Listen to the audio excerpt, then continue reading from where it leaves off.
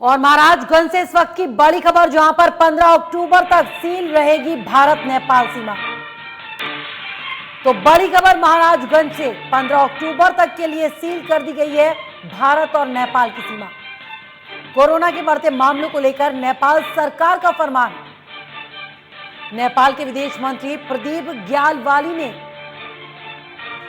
जानकारी दी है। इस मामले में मार्च महीने से ही आम लोगों की आवाजाही पर प्रतिबंध लगा हुआ है।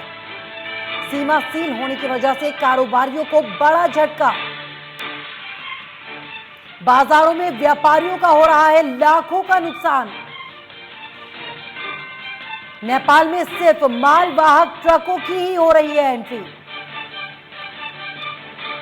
अनिल त्रिपाठी हमारे सहयोगी साथ जानकारी के साथ लाइन पर मौजूद है। अनिल, क्या माना जाए नेपाल सरकार का बड़ा फैसला, अक्टूबर तक सीमाएं सील रहेंगी, कितना बड़ा नुकसान व्यापारियों के लिए? और देखिए फरा, आपको बता दें कि भारत नेपाल सीमा बीते मार्च महीने से ही सील की गई है, क्योंकि लगातार कोरोना का ग्राफ बढ़ता जा रहा है। तो नेपाल सरकार ने इस बार फिर एक महीने के लिए बढ़ा दी है भारत नेपाल सीमा की तारीख को। अब ये 1756 किलोमीटर की जो खुली सीमा है, और इससे आवाजाही लगातार भारत और नेपाल के बीच होती रहती थी। भारत और नेपाल के बीच रोटी बेटी का जो संबंध है, इसी से स्थापित होता था। किसी भी रास्ते से आप नेपाल जा सकते थे और नेपाल से भारत आ सकते थे। लेकिन कोरोना के बढ़ते मामलों को देखते हुए एक बार फिर नेपाल सरकार के फरमान के बाद पूरी सीमा को सील रखा गया है। नेपाल के फोर्स भी चप्पे चप्पे पर तैनात है। इसके साथ ही नेपाल के विदेश मंत्री प्रदीप ग्यावाली ने प्रेस रिलीज साझा करते हुए कहा कि चूंकि कोरोना भारत और नेपाल में भी लगातार तेजी से बढ़ रहा है, तो अभी सीमाएं खोलना ठीक नहीं होगा, और जो है इस तरह से और भी कोरोना बढ़ सकता है। तो लिहाजा अब इससे व्यापार पर काफी नुकसान पहुंच रहा है, क्योंकि सीमावर्ती इलाकों में ऐसे हजारों बाजार हैं जो एक दूसरे देश पर निर्भर है। लेकिन अब सीमा सील होने की वजह से व्यापारियों में काफी परेशानी हो रही है, और लगातार व्यापारी इसके लिए दोनों देशों के आला अधिकारियों से संपर्क भी साधते रहते हैं। लेकिन अभी तक कोई शासन स्तर का आदेश न आने के कारण अभी सीमा नहीं खुल पा रही।